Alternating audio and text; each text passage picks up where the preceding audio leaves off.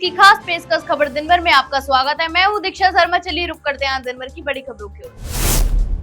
कांग्रेस नेता कन्हैया कुमार ने एक प्रेस वार्ता में केंद्र सरकार और ईडी पर गंभीर आरोप लगाए। उन्होंने यह भी कहा कि बिहार के मुख्यमंत्री नीतीश कुमार जब तक एनडीए में नहीं थे तब तक उनके कई मंत्रियों पर ईडी की कार्रवाई चल रही थी, लेकिन जैसे ही वे भाजपा के साथ आए तो वह कार्रवाई अचानक बंद हो गई।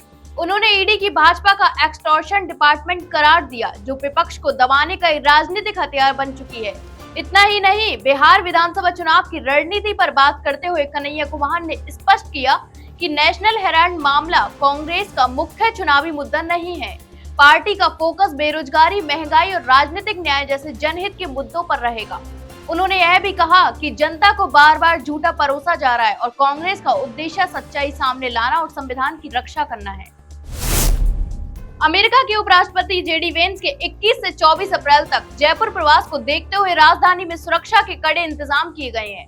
वीआईपी मूवमेंट के चलते जयपुर ट्रैफिक पुलिस ने कई प्रमुख भागों पर यातायात डायवर्जन और पार्किंग प्रतिबंध जैसी विशेष व्यवस्थाएं लागू करने का निर्णय लिया है। इस दौरान शहर के कई मार्ग भी बंद रहेंगे। हालांकि ट्रैफिक पुलिस ने यह भी स्पष्ट किया कि एम्बुलेंस और आवश्यक सेवाओं से जुड़े वाहनों को इन प्रतिबंधों से मुक्त रखा गया है और उन्हें निर्बाध आवागमन की अनुमति होगी। और इसके साथ ही पुलिस ने आम जनता से सहयोग और धैर्य बनाए रखने की भी अपील की है, ताकि वीआईपी आगमन के दौरान शहर की यातायात व्यवस्था सुचारू बनी रहे और किसी को अनावश्यक असुविधा न हो।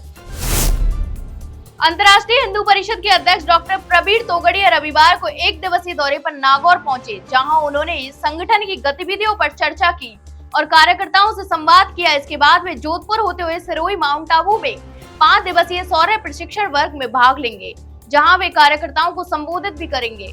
नागौर प्रवास के दौरान डॉक्टर तोगड़िया ने मीडिया से बातचीत में पश्चिम बंगाल, महाराष्ट्र और बांग्लादेश में हिंदुओं पर हो रहे अत्याचारों पर गहन चिंता जताई। उन्होंने यह भी कहा कि किसी भी राज्य में बहुसंख्यक हिंदुओं की रक्षा करना राज्य सरकार की जिम्मेदारी है। अगर सरकारें यह कर्तव्य नहीं निभाती है तो उन्हें सत्ता में रहने का कोई अधिकार नहीं है। उन्होंने सवाल उठाया कि केंद्र सरकार ने अब तक हिंदुओं पर हो रहे अत्याचारों के खिलाफ क्या कदम उठाए हैं। बिना किसी राजनीतिक दल का नाम लिए उन्होंने जताया कि जो भी दल हिंदुओं की उपेक्षा करेगा उसे भविष्य में इसके गंभीर राजनीतिक परिणाम भुगतने पड़ सकते हैं।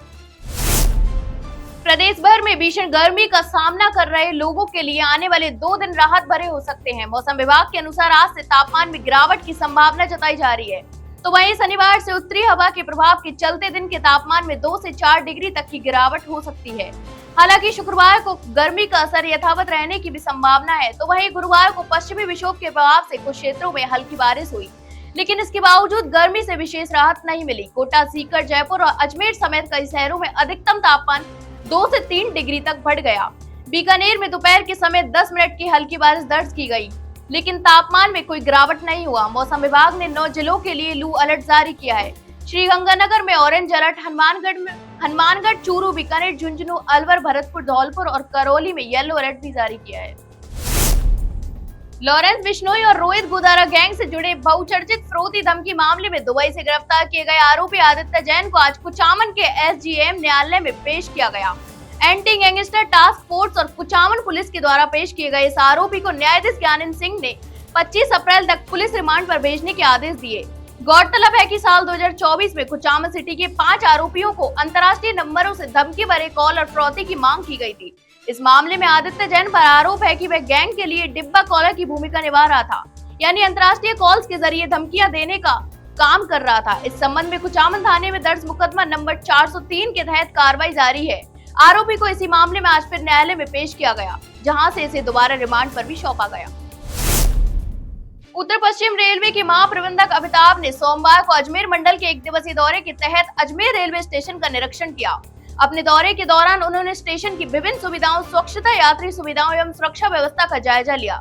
निरीक्षण के दौरान महाप्रबंधक ने सभी स्टॉप्स पर जाकर अधिकारियों से जानकारी ली और आवश्यक दिशा निर्देश भी दिए। निरीक्षण के दौरान महाप्रबंधक ने प्लेटफॉर्म, प्रतीक्षालय और पेयजल व्यवस्था, शौचालय व टिकट काउंटर जैसी महत्वपूर्ण सुविधाओं की स्थिति का अवलोकन किया।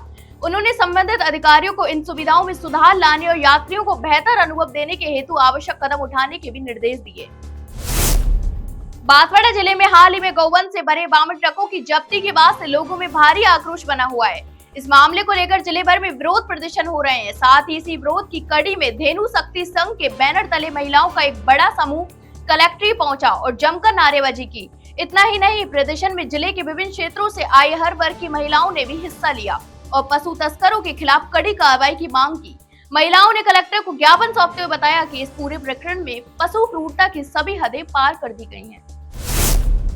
बांसवाड़ा शहर के कोतावली थाना क्षेत्र में एक बार फिर चोरी की बड़ी वारदात सामने आई है। बीती रात तलहटी क्षेत्र में स्थित न्यू लुक स्कूल के सामने रहने वाले दीपक मेहता पुत्र कांतिलाल मेहता के मकानों को चोरों ने निशाना बनाया। चोर मुख्य गेट का ताला तोड़कर घर में घुसे और लाखों रुपए के आभूषण व नकदी पर हाथ साफ कर गए। जानकारी के अनुसार चोरी गए सामान में सोने की 2 चैन, एक मंगलसूत्र, करीब 250 ग्राम चांदी के आभूषण और लगभग 2 लाख रुपए नकद शामिल है। अनुमान के मुताबिक चोरी की कुल राशि लाखों रुपए में बताई जा रही है। इस घटना की सूचना मिलते ही कोतवाली पुलिस मौके पर पहुंची और घटना स्थल का मुआयना किया। पुलिस ने घर के आसपास लगे सीसीटीवी कैमरों की फुटेज खंगालने की प्रक्रिया भी शुरू कर दी ताकि चोरों की पहचान की जा सके। फिलहाल पुलिस ने मामला दर्ज कर जांच शुरू कर दी है। पंचायत समिति रियामडी में साधारण सभा बैठक का आयोजन किया गया, जिसमें मेड़ता विधायक लक्ष्मण राम कलरू ने भाग लिया है। यह बैठक पंचायत समिति की प्रधान उपमा देवी गौरा की अध्यक्षता में संपन्न हुई। बैठक में क्षेत्र की मूलभूत समस्याओं जैसे पानी, बिजली, सड़क, स्वास्थ्य और शिक्षा से जुड़े मुद्दों पर चर्चा हुई। बैठक में उप जिला प्रमुख शोभा राम जयपाल, उपखंड अधिकारी सुरेश KM, तहसीलदार भीमराज परिहार, BDO सुनीता परिहार सहित कई विभागीय अधिकारी और जनप्रतिनिधि मौजूद रहे। बैठक में विधायक लक्ष्मण राम कलरू ने कहा कि सरकार की योजनाओं का लाभ अंतिम व्यक्ति तक पहुंचे, इसके लिए प्रशासनिक अमले और जनप्रतिनिधियों को मिलकर कार्य करना होगा। उन्होंने पेयजल संकट को लेकर जलदाय विभाग को आवश्यक दिशा निर्देश भी दिए और ग्रामीण क्षेत्रों में निर्बाध बिजली आपूर्ति सुनिश्चित करने की भी बात कही। जायसवाल जैन समाज के द्वारा निर्मित श्री जिन शासन तीर्थ क्षेत्र अजमेर में रविवार से पंच कल्याणक महोत्सव का शुभारंभ अत्यंत भव्य और आध्यात्मिक वातावरण में हुआ। इस ऐतिहासिक आयोजन में देश भर से हजारों की संख्या में श्रद्धालु भाग ले रहे हैं। महोत्सव की शुरुआत 41 साधु साध्वियों के दिव्य सानिध्य और मंत्रोच्चार के साथ हुई, जिससे संपूर्ण वातावरण आध्यात्मिक ऊर्जा से परिपूर्ण हो गया। कार्यक्रम में धार्मिक अनुष्ठानों, पूजन, प्रवचनों और सांस्कृतिक प्रस्तुतियों की श्रृंखला शुरू हो चुकी है, जो आगामी दिनों तक जारी रहेगी। इस अवसर पर राजस्थान सरकार के उप मुख्यमंत्री डॉक्टर प्रेमचंद बैरवा ने विशेष अतिथि के रूप में शिरकत की। उन्होंने आचार्य वसुनंदी महाराज से आशीर्वाद भी प्राप्त किया और जैन धर्म के सिद्धांतों की प्रशंसा करते हुए समाज को उनके अनुसरण की भी प्रेरणा दी। तो ये थी दिन भर की तमाम बड़ी खबरें। कल फिर आपके साथ रूबरू होंगे, तब तक के लिए नमस्कार।